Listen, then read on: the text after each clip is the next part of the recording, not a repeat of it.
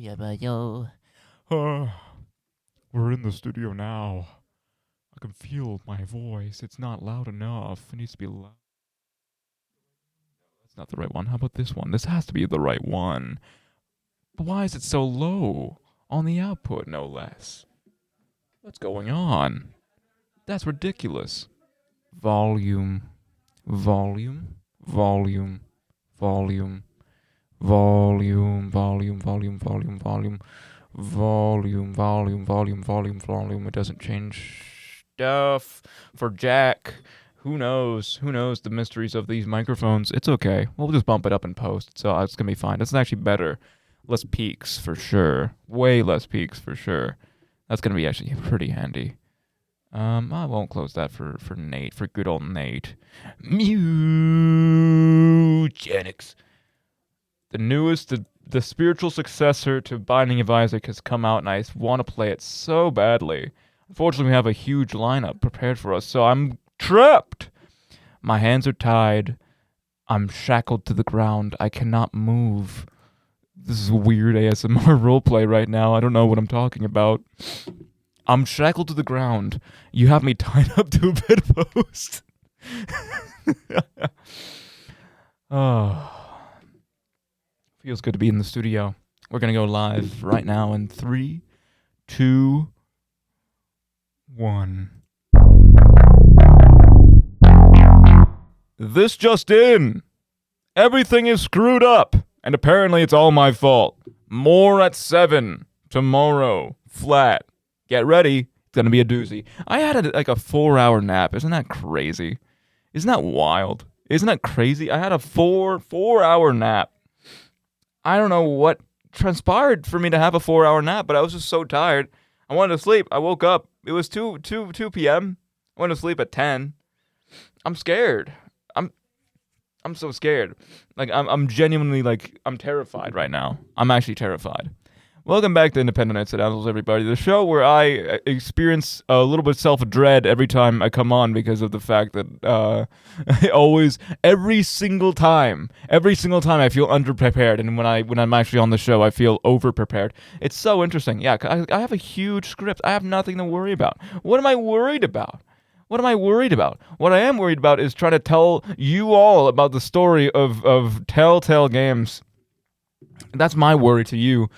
Cause let's be honest, I've only played one of them, and I've watched a lot of another one that we'll talk about in a second. But in reality, it's I don't really know. I've never this was not a part of my childhood beyond the YouTube videos I watched. So all of this is pretty new stuff. I was researching a lot about how it became popular and its downfall, and then its resurrection, which we'll all discuss in due time. What is Telltale Games? Telltale Games was a company that published what were called interactive games. Interactive games in the sense of point and clicks. Those were very popular back in the day. In the 90s, you had Escape from Tentacle Island or whatever the hell it was called, the Wrath of the Purple Tentacle or something like that. That was very popular. That was extremely popular interactive game. Where you just point and click and you solve puzzles that were extremely ridiculous, and if you didn't have a walkthrough, good luck. They were pretty much impossible to play if you didn't have a walkthrough. Beyond that, though, they were pretty innovative for what they were trying to do with the medium. They are so loud. My goodness, man. They're rowdy. The people in the back are so rowdy. I got a little peanut gallery for myself right here, right now. It's wild out here. But let's just talk about what they started with. They were actually publishers of a bunch of point and click games back in the day. Stuff like Tales of Monkey Island, which was a spin-off of the original Monkey Island, which didn't really do anything with the medium whatsoever. It was just a boring point-and-click game. Another one was Back to the Future, another very boring point-and-click game. You'd think that they had all these very, very popular and successful IPs. They would do anything, any modicum of change with them, but they really didn't. It was just pretty much the same formula regurgitated in I guess just their style, which wasn't really like that important, so they were like kind of falling off already, and they didn't even get started. This was the start of Telltale, guys. This is what they started with. Just two, like maybe a couple other ones. There's like Max and Wayne. No, Max and what was it called? What was it called again? The bunny and the dog detective. There was the bunny that was like with the big sharp teeth, and then there was the dog detective. That was like their first one. But beyond that, it was pretty much it was just point and click slop. I hate to use that word, but it's extremely apt to what they were doing with the medium. It was point and click slop. They done barely tipped their toe into anything unique. It was like they were already like shooting themselves in the foot the moment they got out the gate. They were like the moment that the shot was fired and they were on the starting line and they were getting themselves ready, they were just immediately tripped over themselves. It didn't seem like they were going to get back up, but then they were able to pull one specific IP that completely turned their luck around, which was The Walking Dead. They were able to get the rights to this very famous comic book and TV series. If you don't know what The Walking Dead is, I don't really either. I had like one or two friends who were really into the series, but I've never really, like, I've just seen a bunch of edits, like a bunch of like edits about the characters, and it's like, yeah. And it's like, yeah, very terrible people in the show as well. Like, I don't really know what it's about. I do know what the video game is about, though. It was a very, very poignant story. Even just me playing the first two episodes of it. Like, I've already kind of dipped my big toe into, as unfortunate as it is to use say the same metaphor twice, I was able to dip my big toe into the waters of Lee and Clementine's story, and it was actually very impactful. I was enjoying a lot of it. Obviously, look, it was like, for what it's worth, the engine that they were using and still used up until their death wasn't really as innovative as it is now, right? We don't really expect that much. But for me, like, just kind of witnessing what it was for the first time, having no prior experience except for people who were talking about it when I was just a kid, and then finally being able to play the game to its full intent, felt pretty good. It felt like I was actually like I was playing at my heartstrings a little bit. Anyway, this was a phenomenal pull. People loved the impact, the storytelling, the morose and depressing atmosphere of this universe, the Walking Dead series, where the dead are walking alive and there's zombies that when you die, you get zombified, blah, and then people walk around as zombies and you have to survive. And then people are, the survivors are in this very, very high stakes emotional atmosphere where people who are still living could possibly double cross, backstab, stuff like that. Bandits who just want to try to make a quick and easy living, trying to steal from people, completely selling their morals. And additionally also trying to adopting a little small child who had both of their parents die in the apocalypse, and afterwards trying to keep them alive as best you can. Aristotle's rolling in his grave with the amount of catharsis that's on display here. You make allies, and then those allies die. You make enemies, and those enemies also die, but then the people who you were originally allied with are depressed that you try to keep people alive, which... Kenny! I'm sorry, Kenny, you're getting a little bit out of line here. Episode 2, man. I'm sorry. I had to help the person, try to get they were very useful. As much as I hated the person who died, they were very valuable. And if they didn't die from a heart attack, they would have been still very valuable. They get very worked up, and they're like a pretty bad person, but like at the same time, like you need the person, at the same time, right? So like the fact that you're getting pissed at me, Kenny, screw you, Kenny. Never wanted to help you out anyway. Greedy little prick. What I'm saying is that there's a lot at stake here. People who you thought you could trust eventually double-cross you based on the choices that you make. And it's the best kind of immersive experience that you would have gotten back in the day. There wasn't that many games that would have gotten you to that point where most of their stories were pretty linear. These games allowed you to fully experience and be able to, make your choices as the Telltale model existed and was first conceived through the Walking Dead series. Beyond that, though, we had a bit of a problem here. The first season, without a hitch, probably one of the best. I think it got like a 90 on Metacritic, which is pretty much cinema in the video game sphere. There's a bunch of people who really enjoyed that season, and it's probably one of the best written ones. Unfortunately, the decline started when a couple of their best writers, including Sean Vanderman, Jake Rodkin, and Adam Hines, left the company. Those were the big players. The first two specifically wrote most of the first season of the Walking Dead series. They left Telltale to start their own indie studio called, I forget what it was called exactly. I think it was like Santos something. I forget. They made Firewatch. Very popular game. Not too sure. I thought it was a little bit more hit or miss depending on who was playing it. But from what I saw, it seemed like a pretty interesting game. The other one, Adam, went on to create the studio that created Oxenfree, which is also a very popular kind of walking simulator decision-based game. Both very positively reviewed. The latter definitely on my list. I have it in my library right now that I've just been itching to play, but I've never been able to fully get into it. However, also during this time, they were trying to kind of like capture the lightning in a bottle when they got this extremely good hit in with the first season of the Walking Dead series. But without the same talent, they were unable to fully innovate on the original formula that they were able to conceive here.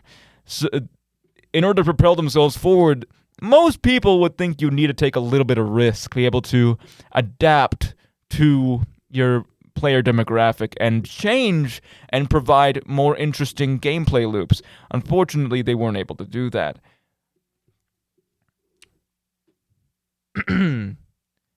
So, how would they be able to capture this lightning in a bottle again? How would they be able to do it? How in what way would they be able to do the same thing they did before?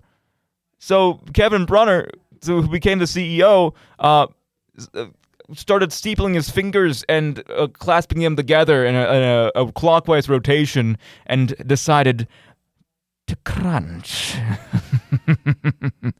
Why would we need to work on just one title? It seems to me our path is clear.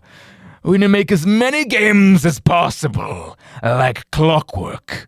Surely the same formula will work again and again and again.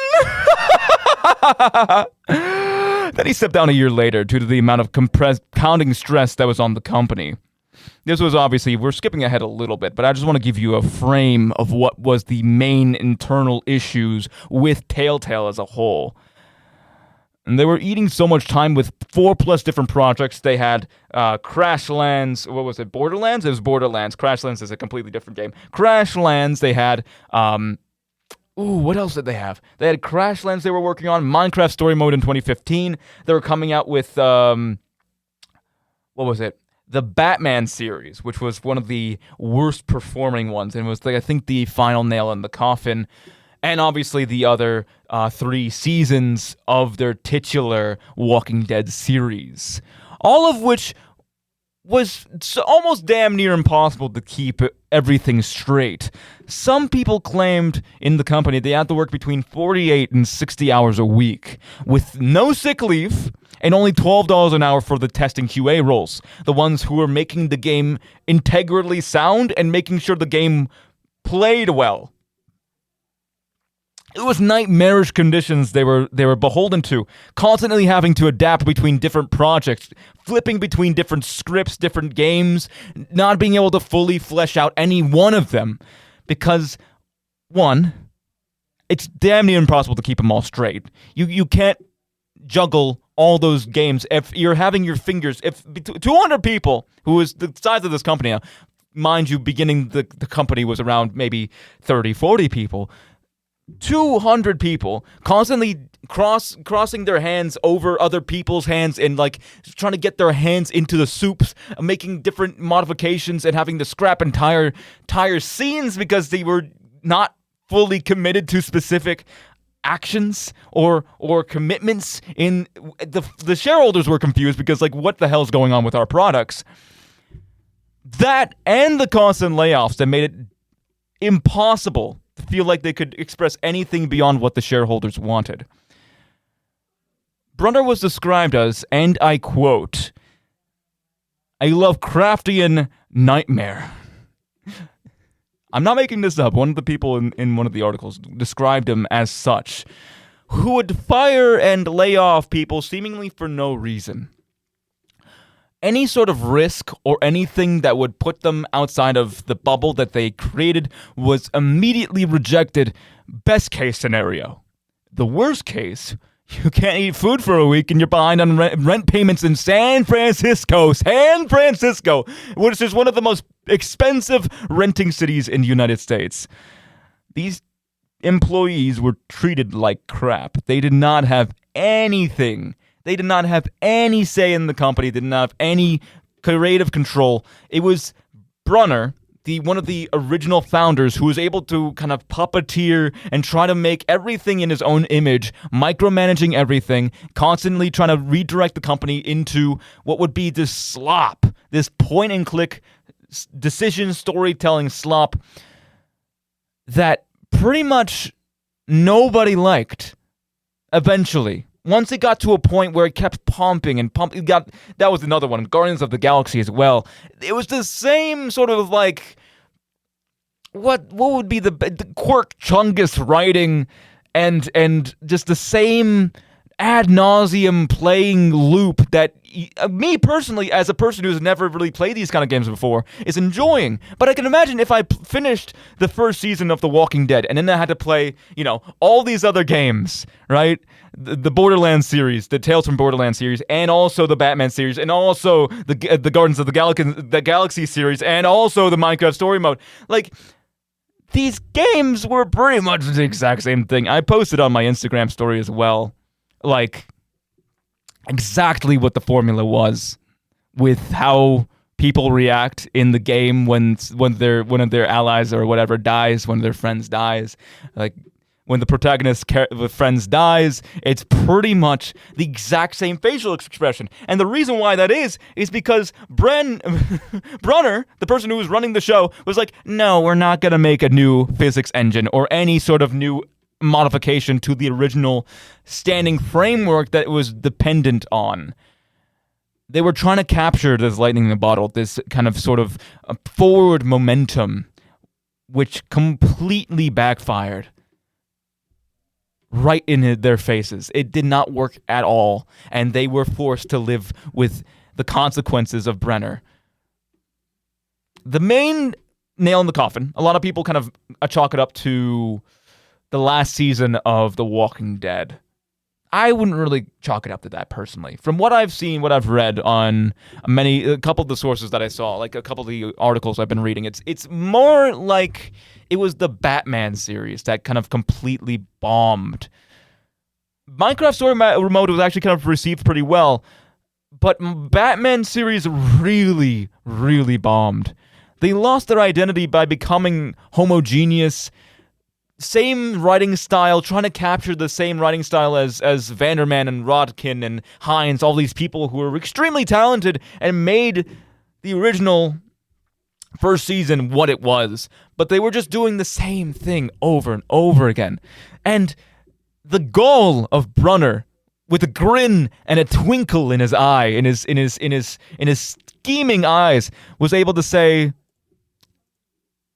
that's just the base, guys. You love our framework, right? Come on, you love us, don't you? They did not love him anymore.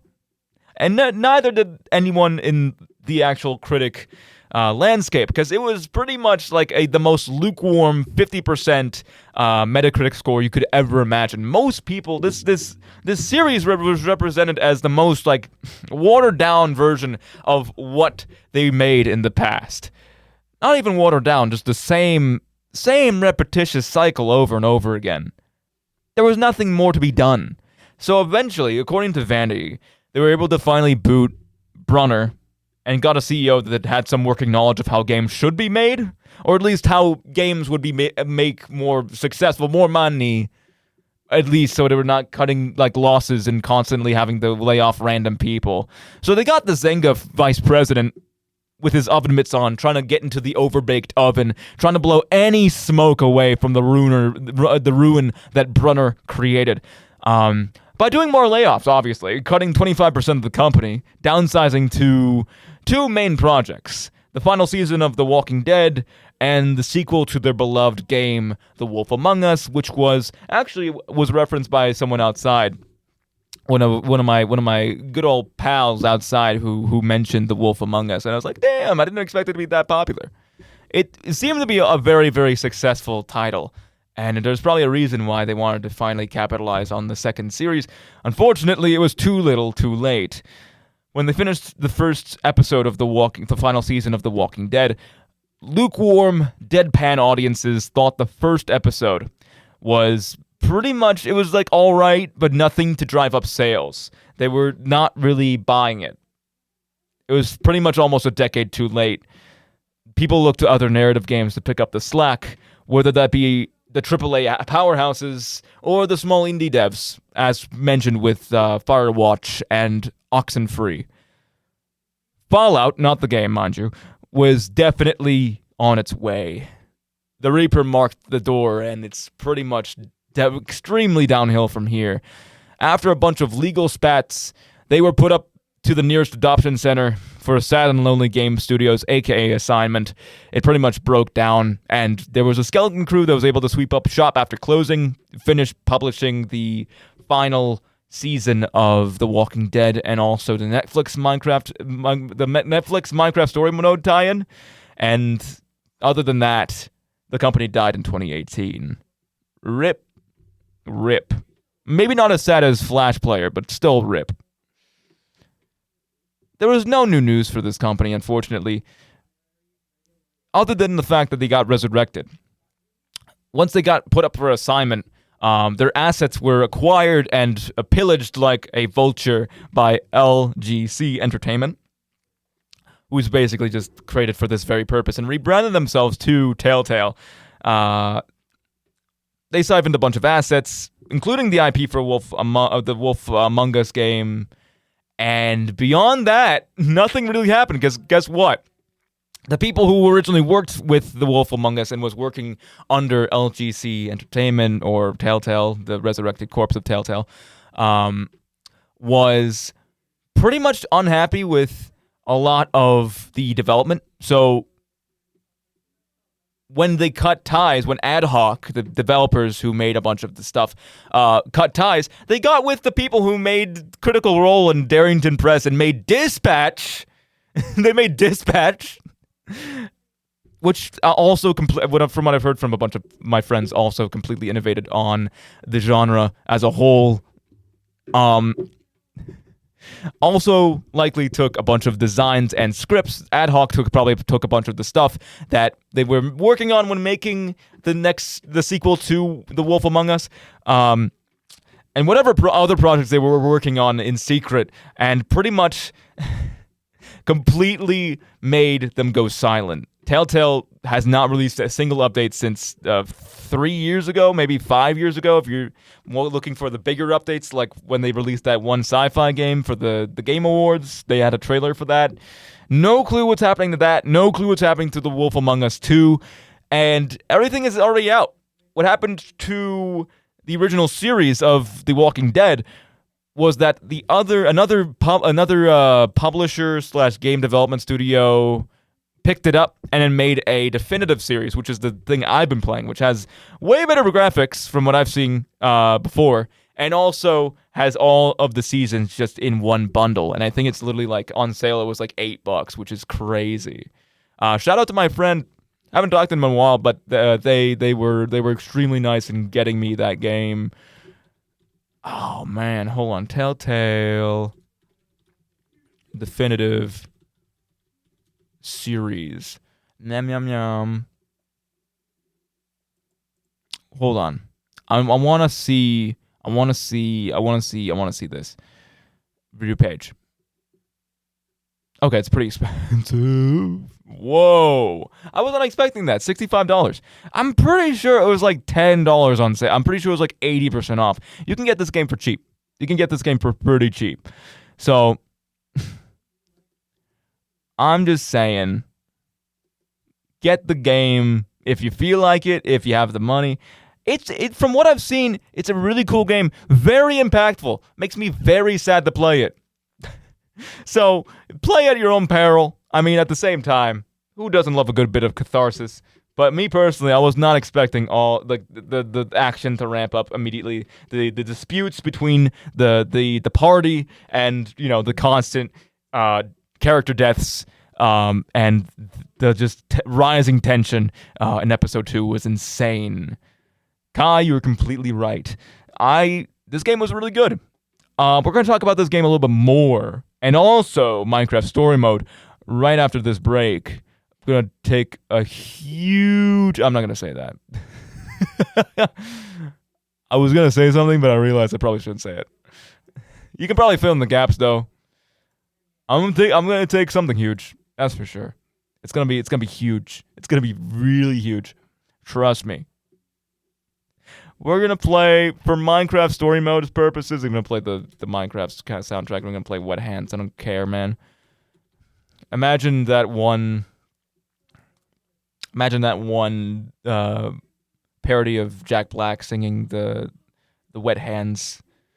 I am placing blocks in... It doesn't have the sound. It doesn't have the soundboard up here. It doesn't have the sensor. I'm pissed. I'm really pissed. Where's Dry Hands? Where's Wet Hands? Thank you. Oh, that's good. See you on the other side. Welcome back, everybody, to Independent Incidentals. That was C418. Thank you to your contributions to society. What a great composer, man. Honestly, just amazing. He never stops. He just never stops. He never stops cooking. he never really stops cooking at the end of the day. I was actually pretty surprised when I heard a bunch of his music in the Minecraft movie. I was like, you know what? It might be a terrible dog water movie, but at least it has this. At least it has this. At least the kids get to hear this one more time before they fade out into 6-7 and other assorted memes. The developer and publisher of the Walking Dead Definitive Series, the ones that were able to publish it fully, and where the IP reverted back to once, you know, the Telltale went up for assignment, they were the ones who made and published this entire series. This is the one I've been playing, but what is this game anyway? What do you have to do in this game? Who do you play as? What's your motivation, etc.? So, the basic premise of the game is you are a guy named Lee who was just taken and arrested by a policeman who, I'm pretty sure it comes up pretty early, but basically, your wife was cheating with the guy, so you killed the guy, and then you get arrested for killing the guy. But you were also a professor. You were a pretty good professor, and, unfortunately, because the person who was cheating on your wife was like a high elite person who was, like, you know, in the government or something, it was all over the news. So even after the zombie apocalypse, the stories that you create, the legacy that you lead still follows you, with specific people. Of course, you have to survive now that everyone's been turned into a freaking zombini. Apparently in the first scene, it's freaking, I crashed out because, like, the person who's driving you there, the police guy who's driving you there, literally doesn't even look at the road, man. He's looking at Lee the entire time. He's like, dude, like, what are you doing, man? Look at the road. Just look at the road. Just look at the road, man.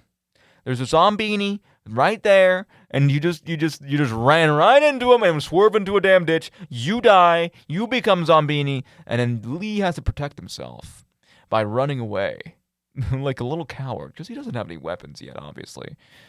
So most of the gameplay has to do with an alternation between decision moments and action scene moments. Action scene moments are more varied, so we'll talk about the decision moments first. It lets you kind of glide into what the game is centered around, which is decisions, which is talking to people and dialogue trees. So whenever you can respond to something as Lee, whenever you can decide what you choose to say in a moment, there's a little timer that comes up, and then there's 3/4 little options. There's mostly like a range between like very aggressive, like, I'm gonna shoot you right now, or, guys, can we please stop fighting? And then there's probably like a middle ground, like, I'm going to shoot you if you don't do this, but like, I'm probably not, or maybe I will. Something like that. And then there's a fourth option where you don't say anything, you just stay silent. There's not always an option to stay silent. Sometimes you have to make a choice, but there's playthroughs online where they just don't talk at all. Silent protagonist Lee. Something like that. But most of the time you have to make decisions. These decisions then influence what happens in the game. For example, you might say something extremely profound to one person, which motivates them to do good stuff and become your friend. Such as the moment where you were able to mitigate the conflict between a very, very angry man named something, I forget, Frank? Was it Frank? There's Frank, and then there's Lily, who you find in a pharmacy they were hiding in for the past like week. And there's another guy who's like the tech guy, and then there's I think, what was her name? The reporter lady. I forget her name. Point is that basically you have like choices you can make that either make or break interactions in the game, which could lead to people's deaths or their redemption. It won't actually let you do anything outside the confines, because again, think about it this way, right? There's like probably a lot of different choices in the game, which kind of influence little notches in people's relations and prestige and stuff like that, and their, I guess, perceived behavior towards you and other people. At the same time, though, it doesn't really matter. This is what the thing that they were kind of like pinned against for a while now. No matter what choices you make, you're kind of streamlined into like one or two different options. There's like maybe like 2 or 3 different options that are like very important, which are it's actually a really cool concept. They kind of actually capture this data and save it in the server, and then kind of at the end of your playthrough, you can see like, oh yeah, 70% of people decided to side with Clementine in this specific situation. And stuff like that. It's a very neat little concept. Now, of course, there's also fun little gameplay moments, or should I just say QuickTime events. It's not innovative in the sense that you don't it's not actual gameplay. You're not like to strategize like who goes where. You don't have to really like do much beyond that. It's mostly point and click within a confined area. Either you're trying to look for something specific, you're starting to search for something, or maybe perhaps you have to look around and give people food, or maybe perhaps you have to fight off some zombinis, which I'm going to call them now for the rest of the show. You have to fight off some zombinis, and you have to defeat them in combat, melee, or ranged. Who knows, man? Who knows? I've only played 2 episodes. Don't shoot the messenger, man. Okay? That's basically the main premise. Of course, there's a bunch of other stuff, but what I want to talk about is what makes this game so impactful. I think even though, like, here's the thing. This obviously is influenced by the comic book, artistically anyway. So it's going to be a very cartoonish kind of cel-shaded style. Kind of like Borderlands and a bunch of other ones that are kind of going for that comic book aesthetic.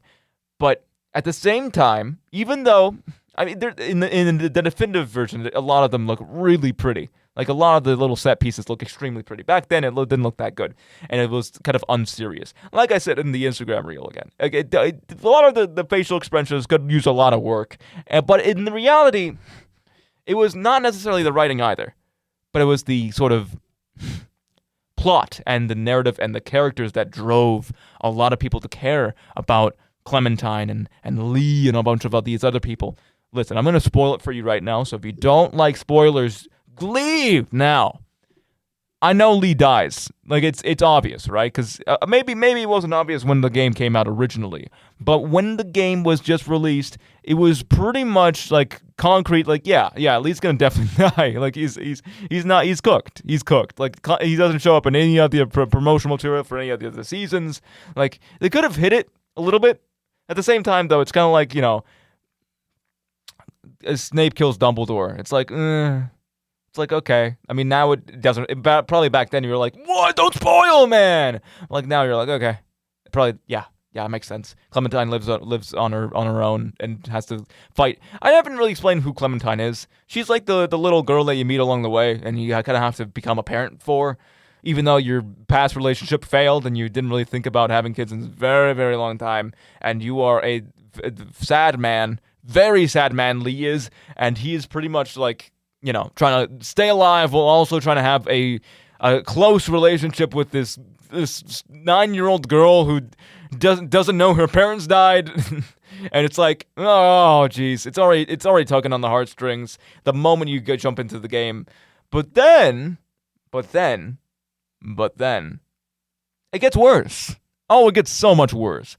I was recently playing an episode because the last time I played, the time before I played was on my kind of during when I had a little bit of a break when I was playing with my friend during I think November, somewhere around there.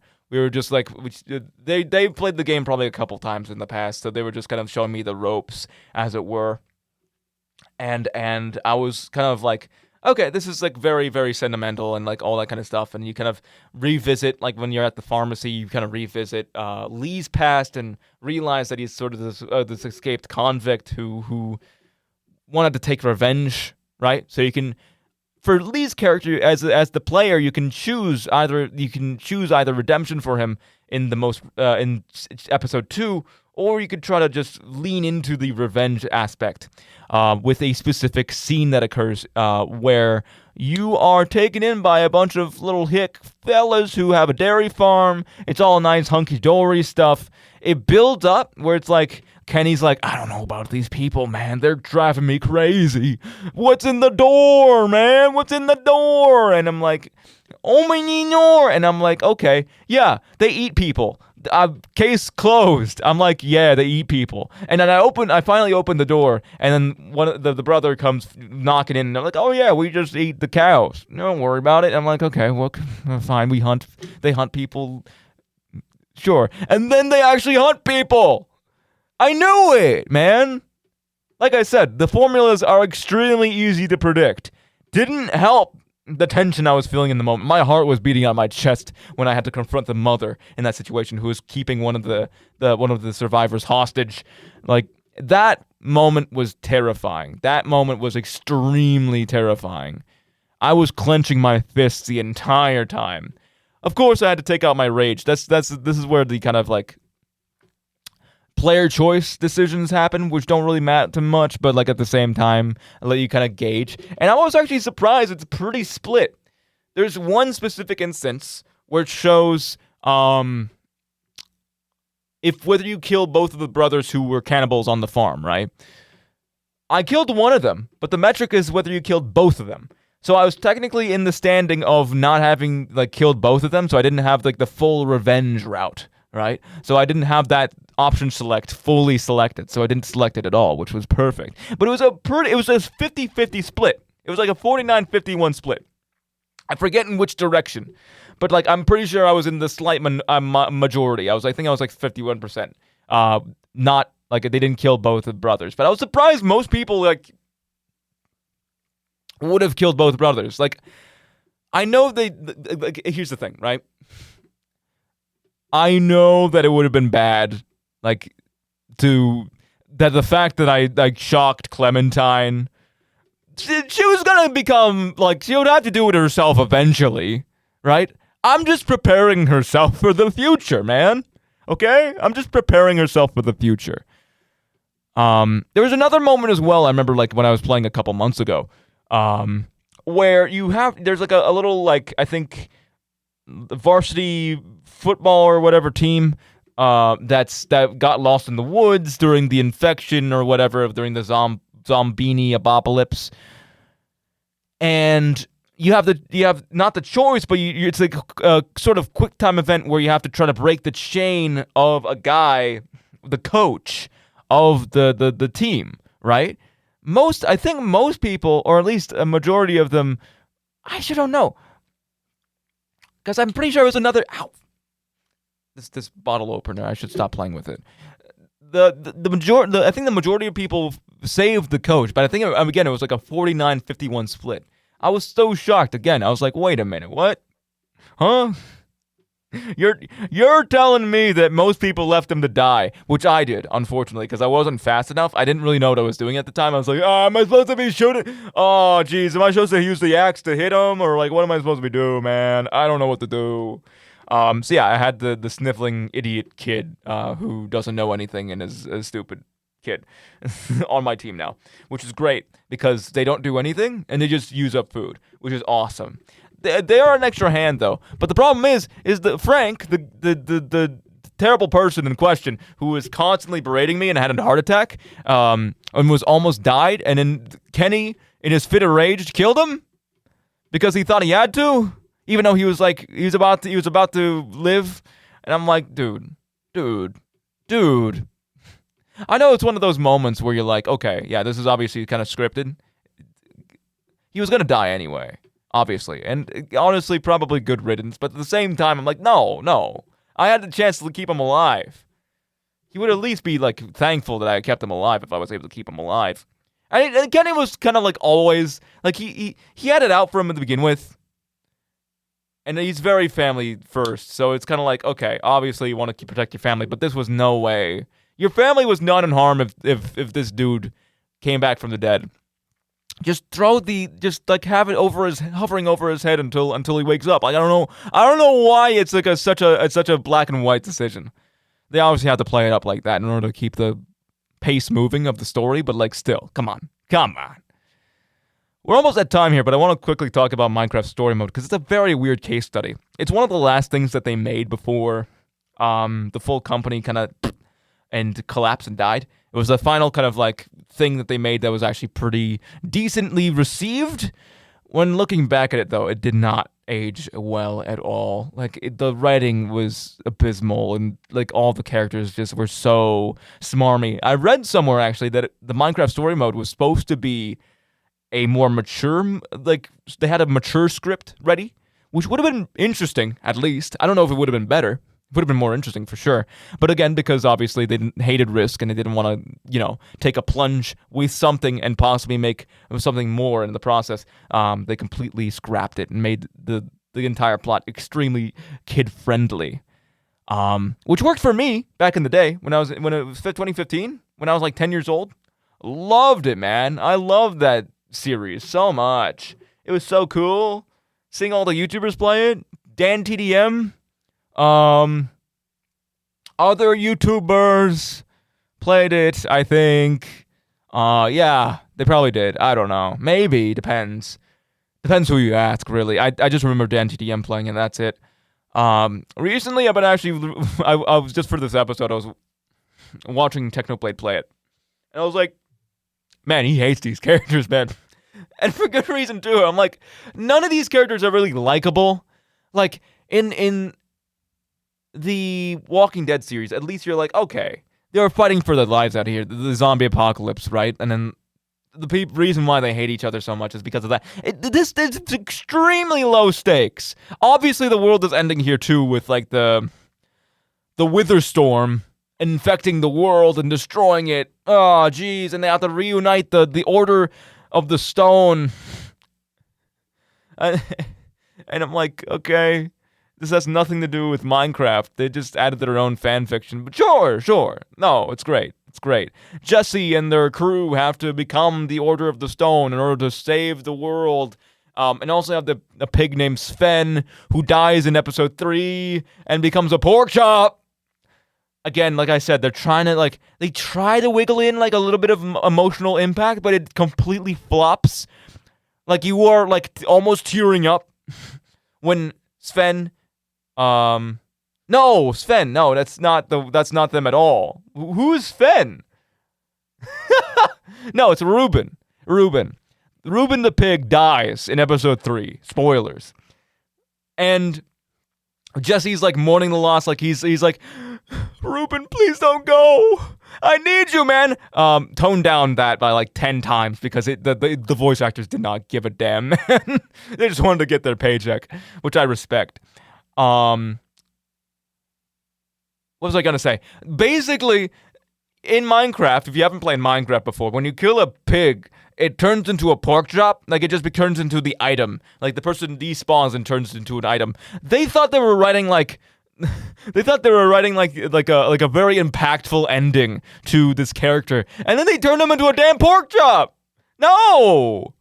If you want to write your, like, very sad ending, make it like a burial site for him, man! Don't just, like... Don't turn him into a pork chop. At least make him despawn. Like, you don't have to turn him into a damn pork chop, okay? Like, it completely, like, the moment that happened, like, I watched, like, a bunch of YouTubers just laugh their asses off at this moment, because it was completely tone deaf. They didn't know what they were writing. Like, obviously, I think it goes back to that same instance, where it's like, these writers were constantly flip-flopping between a bunch of different scripts. And so when they were looking at this script, they were like, yeah, we need this emotional moment. And then the other people were like, yeah, we need to make sure it's like canonical to the Minecraft experience. So it was, on the one hand, extremely tone deaf. And on the other, trying to like actually make this a sad moment. You can't have both. You can't have your cake and eat it too, man. I'm sorry, like, you can't do that. Oh, man. I don't know if it's maybe just, like, reading, like, a bunch of Terry Pratchett that's kind of skewed me in that direction, where you can write good characters that are also very funny and satirical, that also have very impactful character arcs and moments, and then you look at this slop, and I'm like, oh, this is what I've been watching? This? I could have started with the classic. I could have been watching or playing The Walking Dead, but I was a wee Catholic boy, and I couldn't consume any media that had zombies in it. Unfortunate, really unfortunate. Either way, that is pretty much the end of this arc as a whole. Unfortunately, it doesn't look good for Telltale. Their shambling corpse is pretty much just locked in a cellar, waiting to awaken, maybe more like Nosferatu. Like, they are just waiting to come back to the limelight, but no one's really taking them to anywhere, right? Like, nothing is happening with it. All of the IP completely just flopped. They didn't have anything to do with it. Most of the stuff kind of, like, fell short when ad hoc, the developers completely took most of the stuff and made Dispatch their own internal project, which did so much better than anything they could ever publish in the modern day, because they actually had, like, you know, a creative team behind it, and they didn't make people crunch, and they had, like, you know, very good management with that. And it's just insane to me, you know? Like, I genuinely do not know where this money goes, man. Oh, it's crazy to see how these middling companies kind of end. Reminds me to finish Disco Elysium, and you should too. Even though the company is corrupt, it's still art. Maybe. Probably. They were still making something impactful that inspired a generation. And a generation to come. We'll see where this goes. But for now, I don't know. Looks pretty bleak to me. Personally. The Walking Dead. I'm going to play the rest of it. We'll see what happens, maybe. I'm going to be playing a bunch of other games too. Such as, I actually do want also, this kind of got me in the mood to play Oxenfree again. So maybe I pivot, or maybe I just include it, depending on how long the script for Undertale and One Shot is. The meta-narratives arc. And then we'll be talking about the Newgrounds era and how it's impacted the modern day. The Newgrounds era was a very popular era. A lot of games that you, and shows and a bunch of other things like Binding of Isaac, if you played that, perhaps our smiling friends. All of those came from Newgrounds. Every single one of those creators found their place in the modern day and were able to actually make pretty good, they were able to actually make a pretty good influence. And the influence they made on YouTube and other platforms that eventually spiraled out based on the fact that they did not get good revenue from it. But we'll talk about that when it comes to it. Thanks for watching, everybody.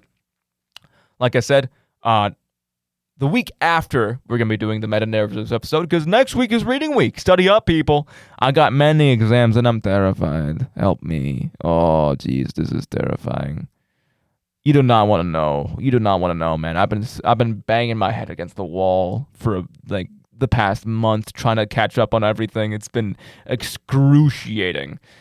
But I've been doing it. I've been pulling through, and you will too. I believe in you. Look at me from me to you, viewer. You're gonna get through this. Trust me. I'm pointing this thing at you, viewer. You're gonna do great. I'll see you on the flip side. Brush your teeth and have a good day and night and the next week. Bye-bye.